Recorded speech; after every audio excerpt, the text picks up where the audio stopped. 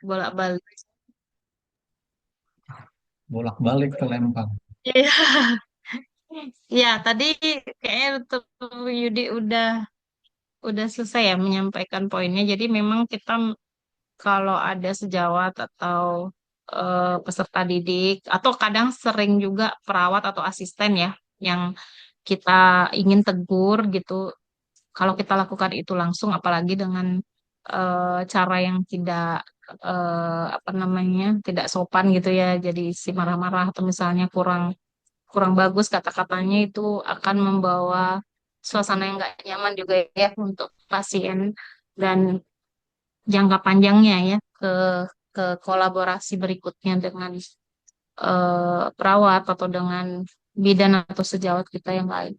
Benar memang lebih baik kalau ingin menyampaikan keluhan atau menegur setelah pasiennya pergi gitu ya. Jadi setelah hanya privat dengan yang bersangkutan saja.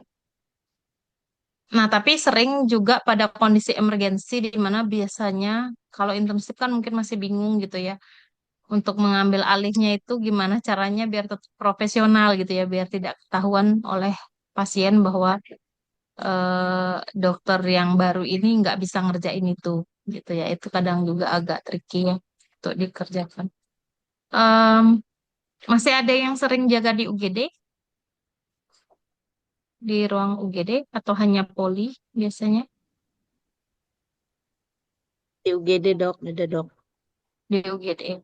Nah, Klinik. profesionalisme yang lain juga kadang kasus-kasus yang muncul misalnya em, sekarang yang banyak di sosmed ya ditampilkan masyarakat dokternya itu sibuk main HP gitu ya, sibuk main game. Dokternya sibuk main game padahal kita belum dilayani gitu, atau padahal kita sedang menunggu diperiksa atau diobati atau menunggu obat gitu ya. Itu gimana menurut teman-teman?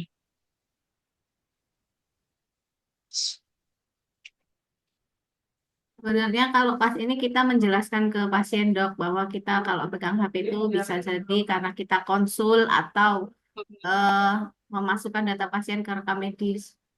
Jadi Mm-mm. kita berbicara dulu sama pasien untuk memberi pengertian.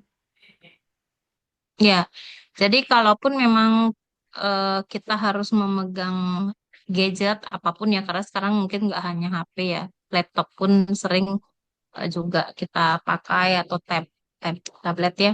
Jadi kita memang harus memberi penjelasan dulu, izin bahwa kita perlu menginput data atau melihat reference atau apapun ya, atau konsul menunggu jawaban sejawat atau spesialis gitu ya. Kadang mungkin ada operan yang nggak sampai gitu ya, jadi kita harus menunggu penjelasan gitu. Jadi memang agar tidak menimbulkan kesalahpahaman, kita harus menjelaskan kenapa kita bermain gadget gitu ya istilahnya di depan pasien.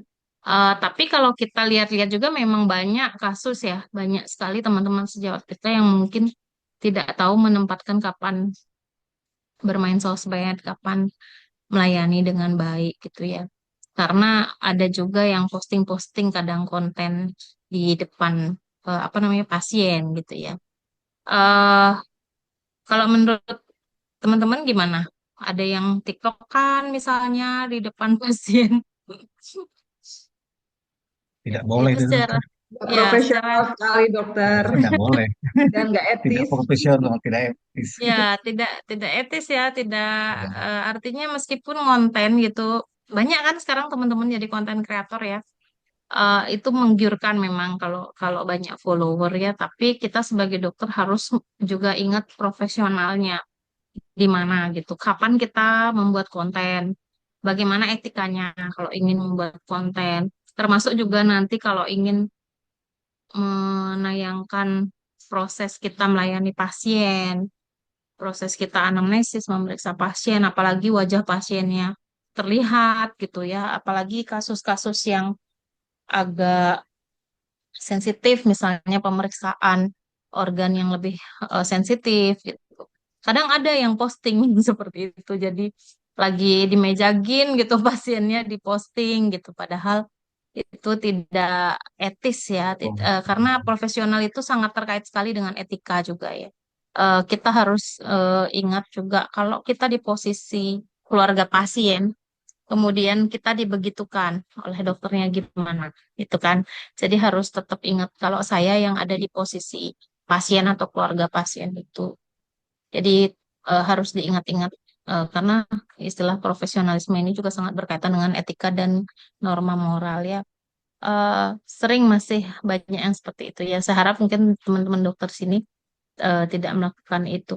Em, Boleh sih konten, cuman harus ada ininya ya, manfaatnya ya untuk masyarakat dan harus dengan persetujuan pasien dan keluarganya kalau memang ingin ditampilkan pasien. Nanti mungkin akan ada di tugas-tugas berikutnya membuat rekaman atau video konseling, video melakukan interview gitu.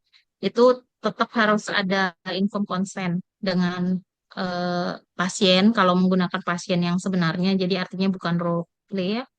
Tetap harus izin bahwa akan digunakan videonya dan mungkin akan ditayangkan di sosmed gitu ya. Kalau memang dia tidak berkenan ya jangan gitu ya. Daripada nanti ribut ya, jadi rame nanti. Seperti itu. Aspek profesionalisme yang lain, apakah ada yang sering juga Masih, kita lihat ini ya, ngegosip, masih ngegosipin pasien dengan kolega gitu misalnya. Menurut dokter gimana? ya tidak boleh dokter, karena kan kita Oh, menyangkut kalau di kalau kerahasiaan pasien Jaga juga, boleh kerahasiaan pasien, dokter. dok. kerahasiaan Ya, Kalau pasien. diskusi boleh, tapi kalau yang tentang personal itu tidak etis dan profesional. ya. Dan kalaupun kita mau mendiskusikan kasusnya gitu, itu kan ada prosedurnya ya. Kalau kita ingat waktu belajar kan kita pasti diskusi pasien itu rapatnya resmi gitu, semacam morning report atau memang case conference gitu ya dengan teman sejawat yang ingin diajak menyelesaikan gitu. Karena kan ini juga ada kolaborasi ya. Mungkin kita mau minta nanti di kedokteran keluarga akan belajar lebih banyak lagi bahwa kita perlu melakukan follow up, perlu melihat pasien, eh, bahkan harus ke rumahnya mengunjungi pasien, bagaimana melihat perkembangan penyakitnya dan itu kita tidak bisa lakukan sendiri gitu ya. Apalagi kalau di puskesmas load kerjanya kan banyak ya. Jadi banyak program yang harus dikerjakan tidak hanya mengurus pasien gitu ya. Nah, ini kalaupun memang akan membahas kasus itu lebih bagus memang forumnya resmi gitu. Jadi bukan digosipin gitu ya pasiennya. Apalagi isu sensitif itu loh, itu kemarin anaknya IMS loh gitu. Jangan-jangan mereka gini gini gini gitu. Jadi kayak banyak kan masih kayak gitu tuh. Apalagi biasanya ibu-ibu sih yang banyak begitu. Jadi kadang sambil ngerujak tuh nggak ngeh kalau keceplosan. Dan itu seringkali membuat pasien itu kadang takut untuk datang berobat ketika mengalami masalah kesehatan yang sensitif tadi misalnya berkaitan dengan IMS, dengan perilaku yang dilarang ya secara budaya setempat atau mungkin kecanduan zat tertentu atau ada gangguan mental itu kadang-kadang jadinya perilaku kita sendiri sebagai nakes yang membuat mereka itu jadinya merasa males untuk datang gitu ya karena dokternya itu tetangga saya nanti dia tahu digosipin gitu kan jadi kadang itu kita juga harus tunjukkan bahwa oh saya dokter profesional jadi tidak boleh membocorkan rahasia pasien bahkan TB pun masih ya masih orang takut gitu untuk disangka TB gitu kan sama tetangganya mungkin ada pengalaman dok pasien yang seperti itu kasus sensitif. Izin dok, Ada berbagi dok. mungkin dok. Ya silakan. Kebetulan di puskesmas saya pemegang program HIV dok. Jadi Oh ya. eh, jadi pasien-pasien yang saya temukan rata-rata berorientasi seksualnya homo dok Mm-mm. seperti itu. Eh, dan kita eh, kami sebagai PDP itu diajarkan untuk menjadi konfidensial. Jadi apa yang ada di dalam ruangan itu yang nggak akan keluar lagi dari ruangan itu Mm-mm. gitu. Iya, di Lampung banyak ya dok yang ini homoseksual pasiennya. Eh, Lumayan dok, banyak dok. Kalau dari puskes saya aja saya memegang sekitar 20 pasien dan 19-nya homoseksual. Hmm. Ya, karena saya sempat waktu habis conference yang di Medan itu ada yang ikut ya, yang di Medan Family Medicine Forum. Itu setelah itu saya lanjut ikut ini bantu temen wawancara penelitian di yayasan di Medan. Memang katanya jumlah kasus HIV dan homoseksual tuh meningkat ya di daerah Medan dan mungkin di Lampung juga mirip ya karena deket ya. Jadi kadang yang seperti itu juga memerlukan ekstra ya untuk profesionalisme, menjaga etika, menjaga konfidensial dari pasien gitu ya. Karena kita kadang nggak sadar ya kita ngegosipin itu datang dengan ini gitu. Malah nanti pasiennya nggak mau berobat dan hilang biasanya. Mungkin yang lain ada tambahan nggak?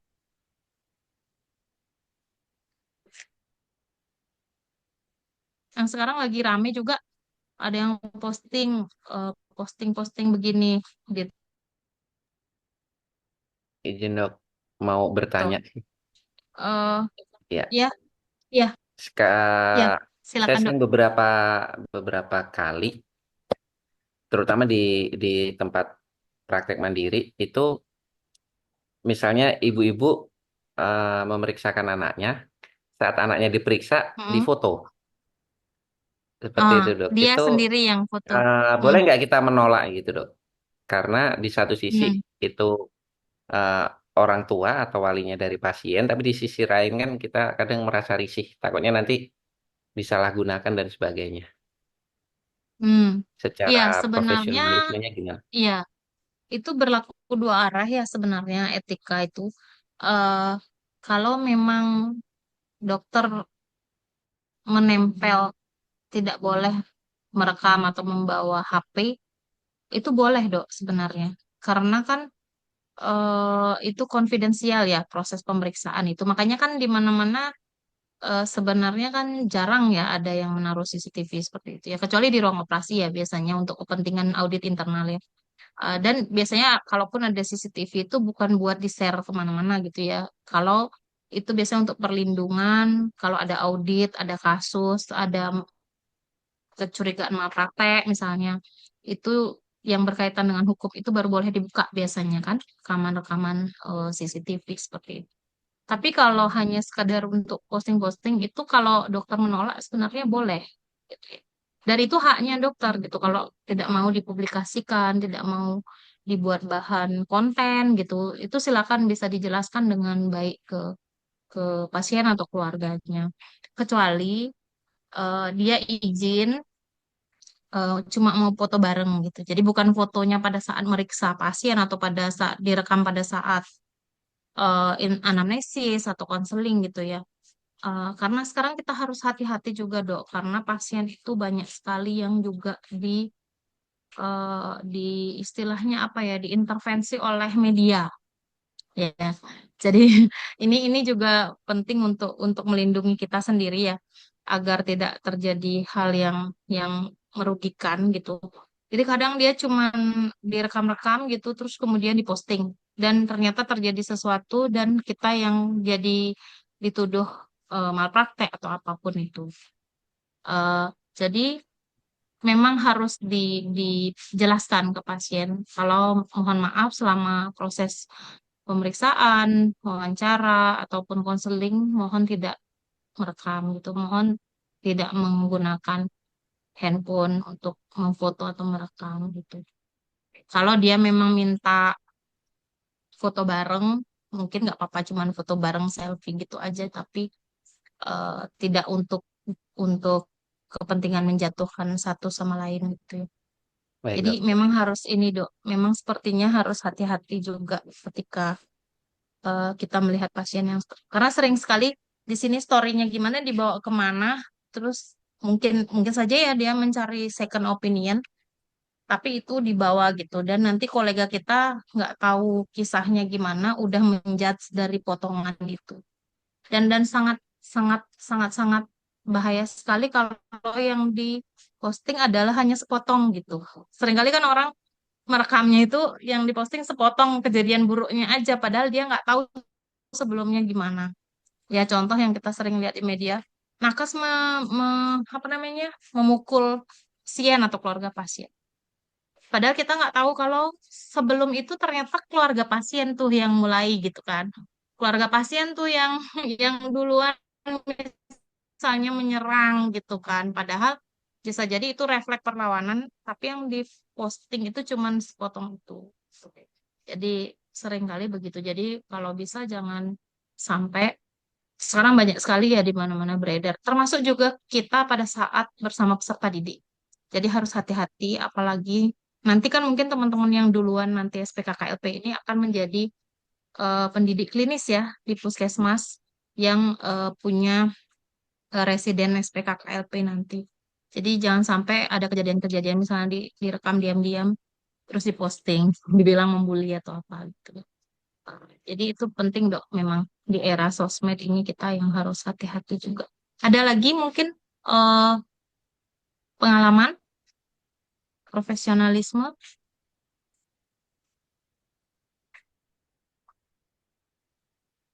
Tadi udah banyak ya dibahas sama Dokter Fitri terkait disiplin, datang tepat waktu. Terutama sih sebenarnya komunikasi ya dengan pasien. Tadi misalnya biar nggak salah paham gitu ya pasiennya. Kita lihat HP untuk memasukkan data, tapi dianggap pasien melihat itu main game gitu mungkin jadi bisa jadi itu salah paham. Sebenarnya ada kasus pemicunya, Dok. eh Sebentar di mana saya buka tadi. Ya, ini kita sampai jam berapa ya, Dok, diskusinya? Oh, nggak salah sampai jam 4 ya. Dok. Jam 4 berarti setengah jam lagi. Ya, ini contoh kasus. Jadi mungkin ada yang mau bacakan. Apakah sudah terlihat di layarnya? Sudah dok, sudah sudah Sudah muncul. Ya, terlihat silakan. dokter. Oke, silakan. Izin baca ya dok. Ya, Dokter Bunga adalah seorang dokter SPKKLP yang berpraktik di sebuah pedesaan di wilayah Jawa Tengah. Dokter Bunga setiap hari melakukan praktek di puskesmas dan kliniknya. Praktek puskesmas mulai pukul 8 pagi hingga pukul 2 siang dan di klinik mulai pukul 4 hingga 6 sore. Di klinik pribadinya, Dokter Bunga dibantu dengan 2 orang perawat, 1 orang bidan, 1 orang asisten apoteker yang membantu dispense peresepan di klinik tersebut. Dokter Bunga setiap hari selalu berpenampilan rapi dan wangi. Tidak heran bagi banyak pasien yang berobat di kliniknya. Dan sebagai imbal balik, Dokter Bunga menaik biaya pelayanan yang sesuai dengan prakteknya tersebut. Dan terdapat keringanan untuk pasien yang kurang mampu. Saat ini adalah era di mana klinik swasta akan diminta untuk bekerja sama dengan puskesmas. Begitu pula praktek Dokter Bunga. Dia terus melakukan kerjasama dengan puskesmas untuk dapat memberikan pelayanan yang berkualitas kepada pasien. Ada darah tinggi, Bu? Enggak.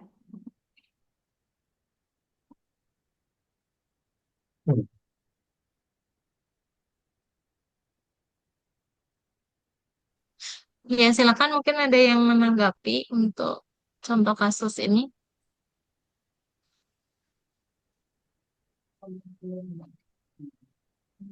Izin dok, menurut Ya, saya dokter Bunga ini sudah menerapkan profesionalisme dok, karena dia dari jam berpraktiknya dia sudah sesuai. Kemudian juga dia penampilannya tuh dengan baik. Lalu dia juga sudah memiliki sistem dijaring dengan rekan sejawat lainnya gitu dok. suaranya hilang.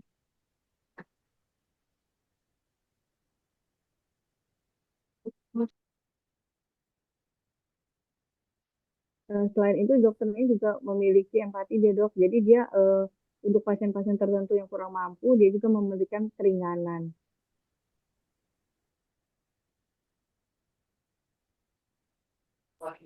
Ya, ini settingnya dokternya bukan provider BPJS ya. Jadi praktek dengan eh, bayar out of pocket ya. Ya. Eh, menurut dokter ini untuk aspek pembayaran timbal balik itu bagaimana?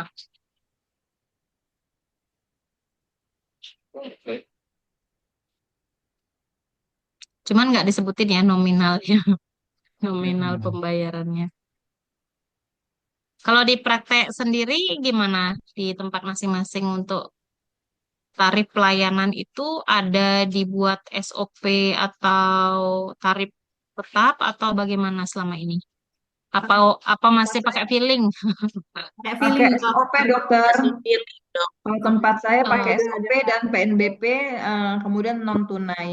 Nah, hmm, kalau iya. di puskesmas sudah ada perbuknya dok. Hmm. Ya, kalau puskesmas kan pasti per daerah itu sudah ada tarif ya, tarif masing-masing tidak boleh seenaknya. Tapi yang masih kadang-kadang tarifnya pakai apa namanya belum terstandar itu yang DPM ya. Kalau dokter yang DPM gimana dok menentukan tarif layanan dok? Tergantung ekonomi pasiennya dok.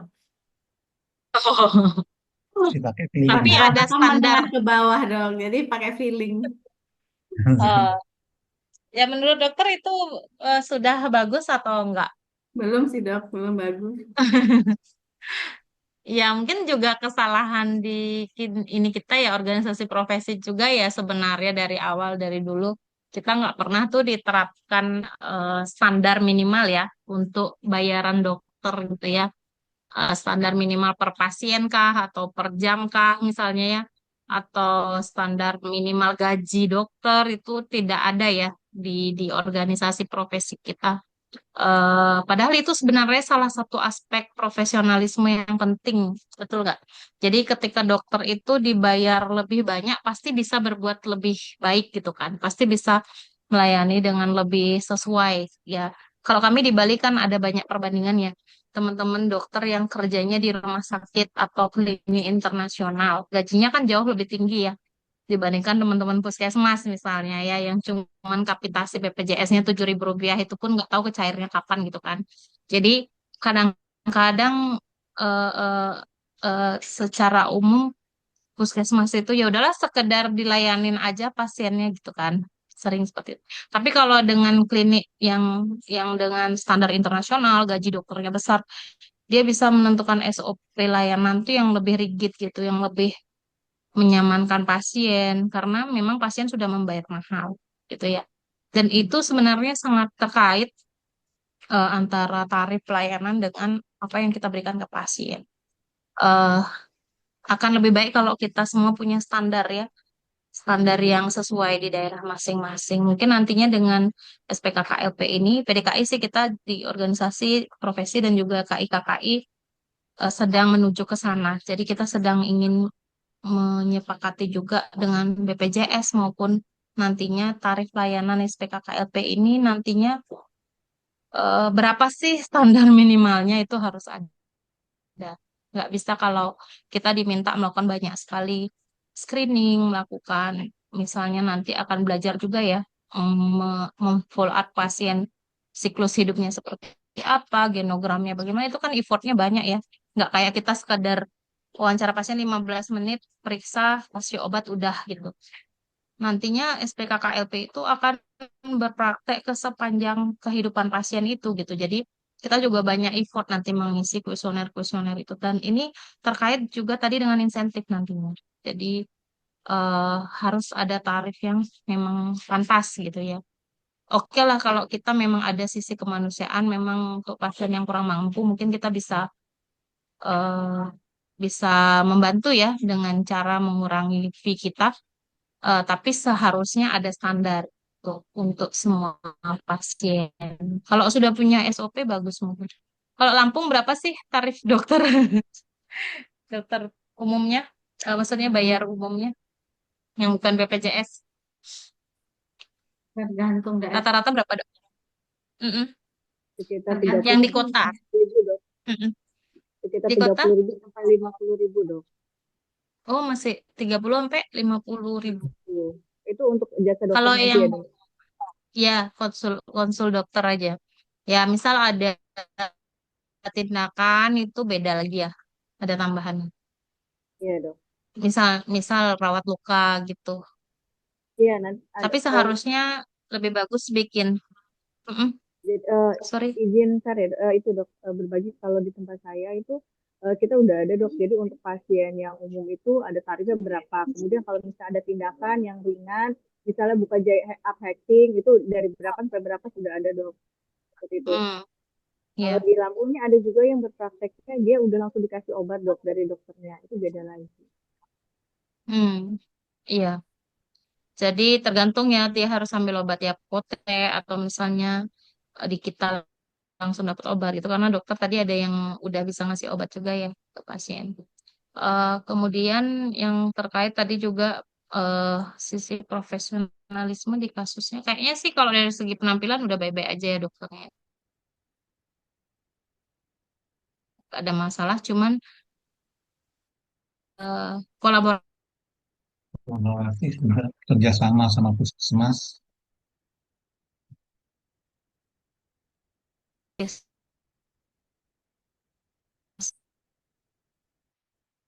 ya. Dan nanti ke depannya juga ada yang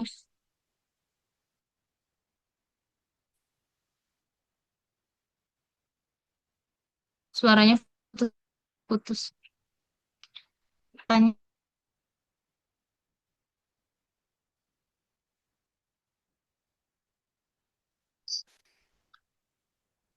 Sorry saya kepental dari tadi. Ada nggak yang bekerja sama BPJS? Suaranya putus-putus, Dok. Oh, suara saya putus-putus ya. Sekarang kedengaran nggak? Kedengaran Udah ya? dong, Enggak, kedengaran. jelas, Ya. jelas dapat. Ada yang bekerja sama dengan BPJS? Klinik Pratamanya dok. Ah, ada. Iya, tempat kerjasama dengan BPJS dok. Nggih. Eh, gimana dok? Hambatannya ada nggak ketika kita bekerja dengan tarif BPJS? Apakah masih bisa menjaga profesionalismenya maksimal gitu ya? Kalau saya kan kerja di tempat orang dok, jadi ya saya berusaha Heeh. profesionalisme. Kalau untuk pengeluaran kan ininya dok, ownernya yang dia Oh ya ya karena ini ya eh kliniknya ini kapitasinya banyak dok. alhamdulillah banyak dok. Oh berarti dokter statusnya digaji gitu ya, Ya, bukan berdasarkan pasien. ya. Ya mungkin kalau seperti itu masih bisa ya, nggak pusing ya masalah duitnya di mana gitu ya. Tapi kalau yang kerja sama DPM biasanya kan langsung ya ngelola kapitasi. Dokter yang praktek sendiri ada BPJS nggak dok? Tidak dok. Oh Enggak. nggak ada ya. Saya dok, DPM Oh dok, iya, oh iya. DPM. Gimana dok? Ya kapitasinya kecil sih dok ya kalau DPM itu ya dok ya. Dia itu Heeh. kayak klaimannya itu hanya 8.800 dok per orang. Mm-mm. Nah tapi kan nggak semua kan dok. Misalnya kapitasi kita ada 1.000, nggak semua 1.000 itu akan berobat dok. Paling Mm. hanya Mm. 200, 300 gitu. Dan Mm. kalau mengikutin obat dari BPJS, mereka hanya mengklaim 8.800, kayaknya ya nggak akan mungkin ya dok ya ada harga obat segitu. Iya, Contohnya nah, itu kayaknya kayaknya 3 biji, sangat-sangat. 3 biji obatnya nanti. Nah, iya makanya itu. Jadi memang ya yang penting jalan lah dok. Tapi itu berpengaruh nggak ke ke Layanan. sikap profesional melayani pasien? Apalagi pasien Semua BPJS kita tahu mungkin nggak, kadang banyak yang nggak sopan gitu kan, banyak maunya. dok Gimana banyak dok? maunya yang mau cek gula, cek kolesterol, cek asam urat lah, minta rujukan Ya, semua. gimana tuh? Ya, berusaha aja dok, seprofesional mungkin dijelasin bahwasanya kalau untuk keinginan sendiri itu nggak akan bisa dok, di nggak akan ditanggung BPJS. Kalau misalnya mereka kayak mau cek semua tuh, cek gula, cek asam urat, cek kolesterol. Kalau memang nggak ada indikasi ke situ, ya kita nggak bisa cek kalau mau bayar umum gitu dok. Karena sama kayak MCU ya dok ya, medical check up jadinya itu kan nggak ditanggung gitu dok. Iya. Jadi saya lihat juga meskipun saya sendiri tidak menjadi provider ya BPJS, tapi karena saya kan juga background di kampus ya ngajar gitu. Jadi karena kita juga sering berurusan sama teman-teman puskesmas, jadi tahu bagaimana sih teman-teman yang mengelola pasien BPJS ini gitu ya. Kadang-kadang kasarnya itu kayak yang ngelunjak gitu ya sih. Jadi agak susah juga dihadapi ya. Jadi itu tantangan, salah satu tantangan ya mungkin untuk tetap bersikap profesional meskipun pasiennya mulai tidak nyaman gitu ya, tidak tidak tidak tahu diri ya istilahnya. Jadi agak susah ininya mengatasinya. Ada lagi nggak? Mungkin itu kan kendala ya, kendala salah satunya mungkin ya pasiennya sendiri tadi yang memang membuat kita tidak nyaman gitu ya. Kemudian berikutnya tadi kendala lain misalnya eh, yang disebutkan dokternya pasiennya merekam kita tanpa izin gitu ya. Jadinya kita juga mungkin akan agak mangkel gitu ya. Pernah nggak sampai marah dok sama pasien? Pernah dok. Pada situasi apa? Pada situasi apa contohnya? Sampai Eh, ngegas gitu ya ke pasien. Biasanya ini dok, pasien yang datang duluan itu minta didahulukan, padahal ada pasien yang lebih kritis yang harus ditangani terlebih dahulu. Biasanya seperti itu. Hmm, iya, itu gimana dok caranya? Komunikasi nggak ini mbak perawatnya yang maju dok. Oh ya, perawatnya yang suruh handle gitu ya. Karena kan kita masih fokus dengan pasiennya dok. Hmm. Yang lain gimana? Pernah Kalau pada kalau situasi apa pernah sampai marah banget di sama pasien? di puskesmas biasanya kita sering banget itu dok konflik itu. Biasanya sih kalau udah di ujung-ujung pasti perawatnya manggil malah manggil dokternya, dokter menjelasin gitu kan. Nah itu sebenarnya eh, banyak-banyak istighfar sih dok. Terus eh, Bayang-bayang halus dada. nah, yang penting sebenarnya komunikasi aja dok, karena mereka itu kan datang itu dengan ada keluhan. Mereka tuh sebenarnya kalau kita komunikasi kita baik, kita beri pengertian, mereka juga sebenarnya paham dok. Seperti itu sih. Hmm, ya benar. Jadi memang kitanya yang harus lebih sabar gitu ya buat menanggapi gitu ya. Kadang-kadang juga mungkin kita juga sebagai manusia ya mungkin juga sudah punya background masalah sebenarnya yang bikin kita tidak bisa lagi menghandle situasi yang emosional gitu misalnya ya. Jadi emang benar kalau pada situasi tertentu kita harus minta orang lain yang membantu ya. Mungkin ada biasanya kalau di rumah sakit itu ada juga bagian yang ngurus komplain gitu kan. Kalau di rumah sakit. Tapi nggak tahu kalau puskesmas punya nggak yang seperti itu. Divisi yang ngurus komplain-komplain apapun itu biar nggak dokternya udah nanganin pasien gitu terus stres gitu ngurusin komplain dan itu kadang tadi dianggap tidak profesional gitu ya kalau misalnya kita keceplosan atau kelepasan melakukan sesuatu. eh Coba kita cek lagi tugasnya. Setelah diskusi yang hari pertama ini diminta mengumpulkan sesuatu nggak, Dok? Dari tadi diumumin. Ada dok, itu ada tugas Sudah dok. mengumpulkan secara Oh, mandiri. ya. Hmm, Refleksi.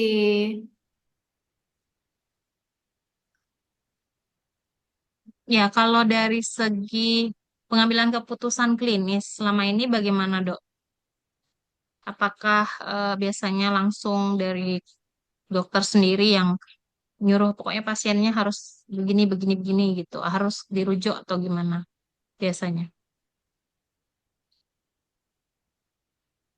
Ah,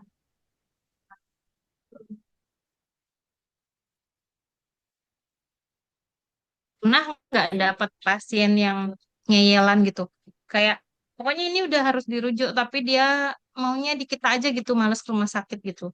Pernah nggak seperti itu? Sering Sering. dok. Sering. Terus diapain dong kalau udah kayak Hmm. gitu? Harusnya kan memang melibatkan keluarga ya dok, tapi kebanyakan malah justru mereka yang ini dok, apa, intervensinya terlalu berlebihan. Malah kayak seperti Keluarganya, mengatur, iya dok. iya. Justru keluarganya ngerecokin gitu ya, kayak padahal pasiennya sendiri mungkin mau gitu kan, pingin gitu diobatin gitu ya. Tapi mungkin keluarganya sendiri dengan pertimbangan kadang kalau saya pernah lihat itu nggak ada yang nganter, nggak punya uang Ada gitu yang kadang kan. nggak ada yang rawat, nanti nggak ada yang jaga. Ah, Gitu. iya, karena kan memang sistem kita di rumah sakit kan nggak bisa pasien ditaruh gitu aja ditinggal gitu kan. Jadi meskipun dia opname gitu, kita juga nggak bisa ninggalin 100% gitu. Jadi harus ada satu orang yang jaga gitu ya, karena rumah sakit kita masih memang kekurangan. Kalau dilihat dari rasio perawat, mungkin ini beda dengan rumah sakit di negara maju. Kalau orang sakit ke rumah sakit nggak boleh ditengok justru, gitu kan? Kayak di Jepang, di Australia, di Eropa, nggak boleh terlalu sering ditengok justru. Jadi ditaruh aja, nanti kalau ada apa-apa dihubungin gitu. Tapi kalau di sini beda ya, dan kita juga harus eh, mengerti bahwa pasien dan keluarganya punya pekerjaan yang harus dikerjain ya. Mungkin kalau kalau dia harus nunggu, dia harus meninggalkan kerjaannya dan itu berkaitan sama kondisi ekonomi mereka juga ya. Paling sering itu pasti lansia ya biasanya yang susah dirujuk ya. Iya Kalau dok. anak-anak gimana? Justru kalau di Lampung Timur mintanya dirujuk terus, Dok. Oh gitu. Iya, Beda ya. Kenapa gitu, Dok? Kenapa gitu? pokoknya sakit sedikit mintanya ke dokter spesialis, ke rumah sakit kayak gitu, Dok. Oh, iya. Berarti itu aspek kepercayaan juga ya. Pasien sama keluarganya masih ngerasa kalau udah ke rumah sakit baru merasa lebih baik gitu ya. Nah itu gimana dok merayu pasien yang nggak bisa dirujuk tapi minta dirujuk? Apalagi keluarga pejabat, Dok. Keluarga pejabat Pertamina dok. Gimana? Ternyata karyawan BPJS nggak pakai BPJS ya. Itu lagi masalahnya. Gimana membuat mereka jadi tidak mau mau nggak dirujuk gitu istilahnya.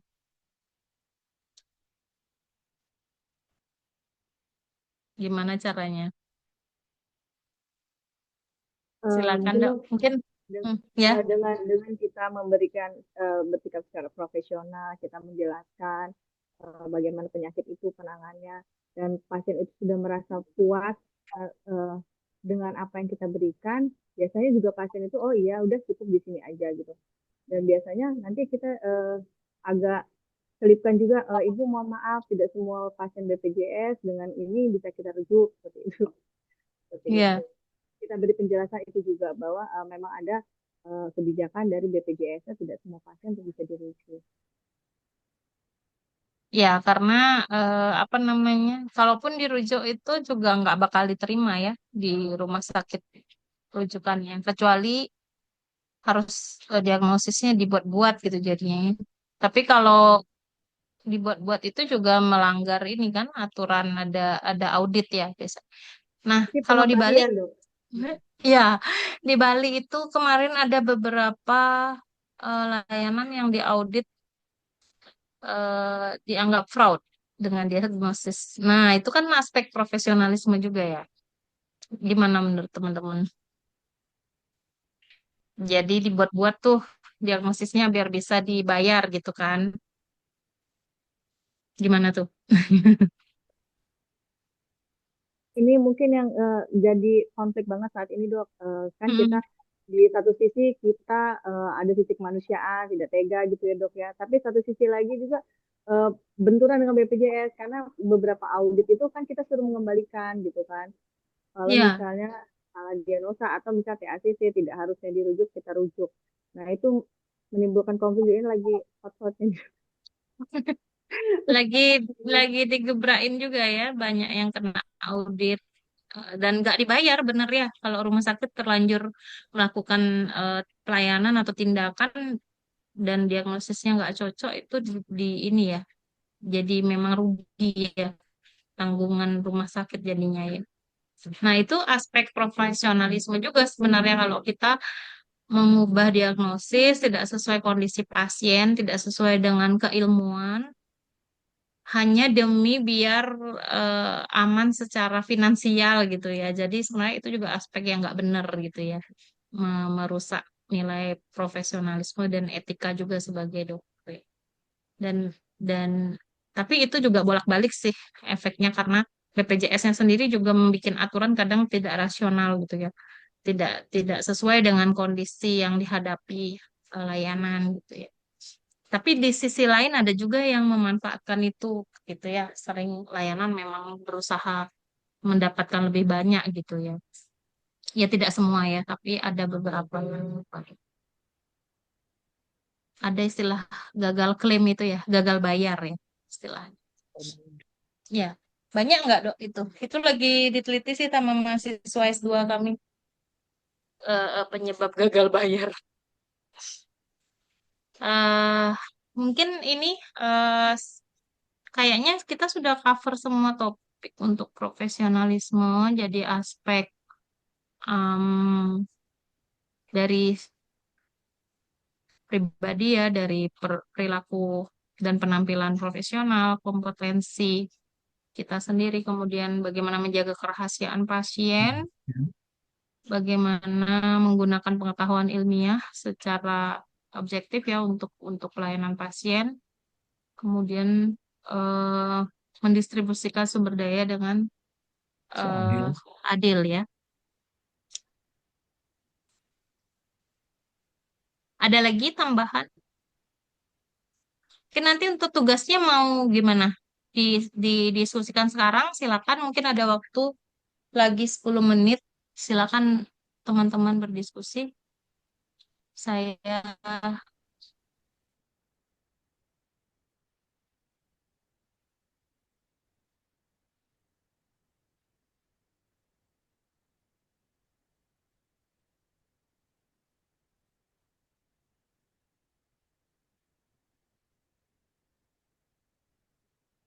Izin tugas yang untuk jurnal itu kita terjemahkan atau kita buat kesimpulannya atau cuma suruh baca aja ya? Kayaknya jurnal itu suruh baca aja loh, Dok. Baca aja ya Suruh tugasnya. baca Tapi dan didiskusikan sekarang ini kayaknya. Jadi yang kita lakukan ini yang poin satu ini kayaknya. Kita Iya, poin satu. membaca kasus, kemudian kita diskusikan seperti itu. Untuk ya poin kayaknya dua kemarin kayak Dokter Yudi kayaknya udah pernah nge-share ya sedikit ya, yang masalah profesion apa?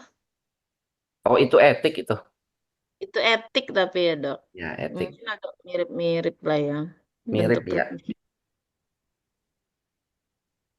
Ya ini dok, benar ini izin diskusinya ini hanya diskusi kayak gini atau ada notulensinya atau gimana ya dok?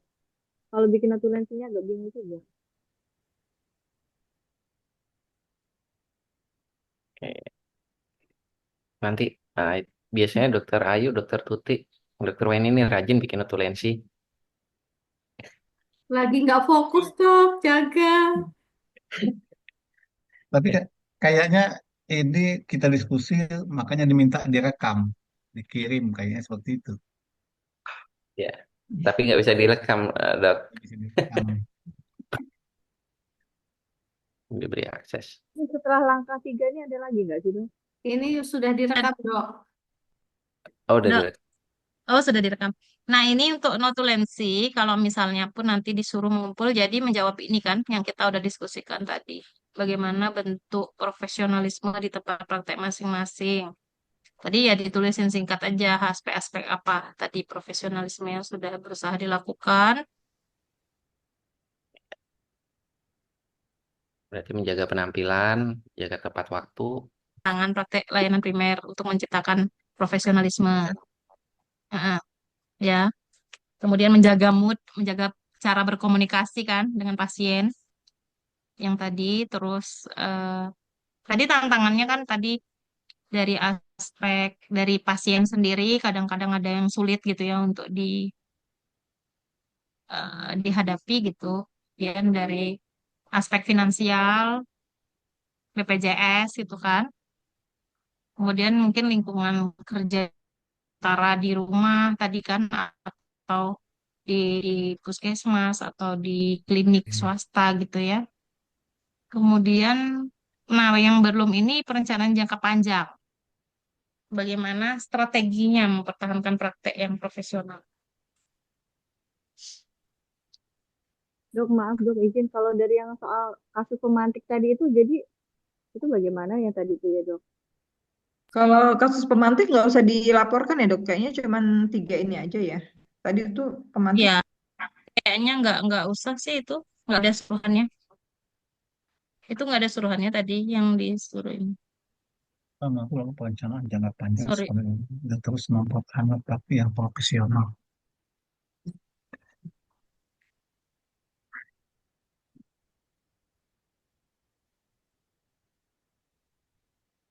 Mungkin untuk rencana jangka panjangnya tetap meningkatkan kompetensi berkelanjutan, jadi supaya kita bisa lebih meyakinkan lagi di depan pasien, eh, eh, memanfaatkan teknologi, IT,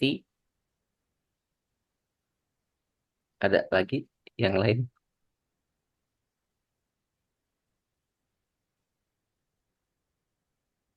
Belajar berkomunikasi dengan baik, mungkin masuk.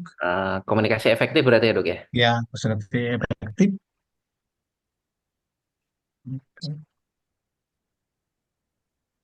Perencanaan jangka panjang.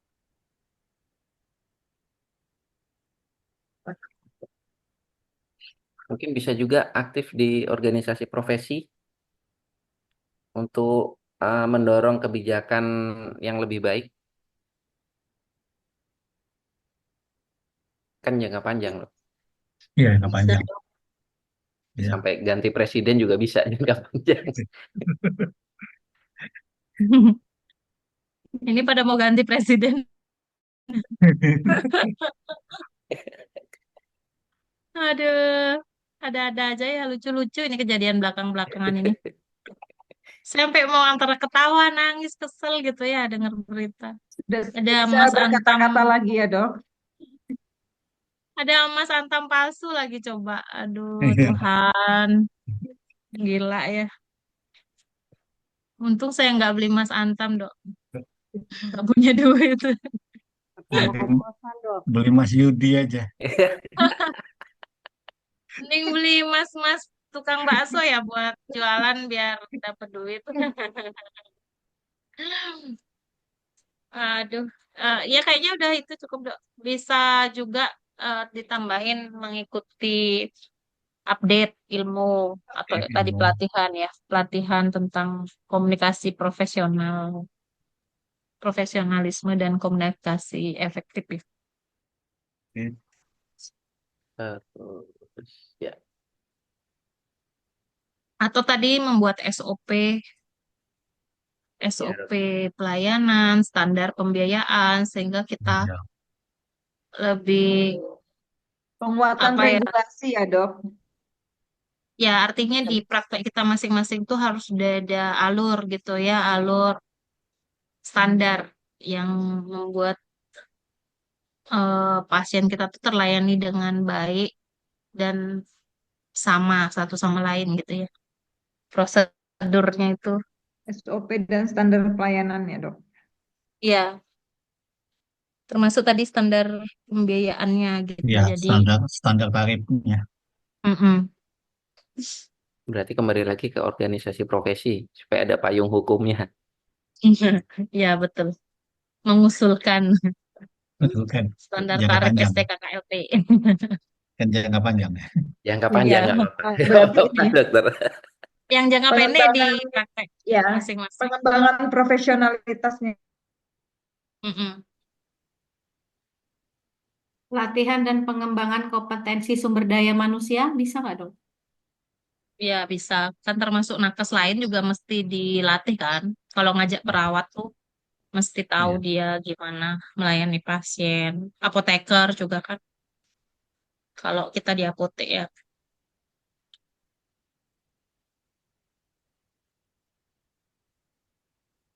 Tadi awareness, membuat aturan penggunaan gadget gitu misalnya. Hmm. Siapa tahu kan prakteknya nggak sendiri ya, ada teman lain juga yang praktek bareng gitu. Bisa. Iya, Dok. Termasuk di puskesmas juga perlu ya membuat itu. Tidak boleh membuat sign, tidak boleh merekam secara ilegal gitu. Tidak boleh TikTokan di dalam puskesmas. Kalau di Banyak puskesmas teman-teman. ditempel dok, yang undang-undang ITE itu dok tidak boleh Ya menggunakan betul, ya. merekam. Mm-mm. Foto, merekam. Tapi banyak malah teman-teman nakes yang bikin TikTok di puskesmas. Iya, Dok, betul. Kalau TikToknya edukasi sih nggak apa-apa ya. Tapi kalau joget-joget gitu tuh kayak nggak enak ya.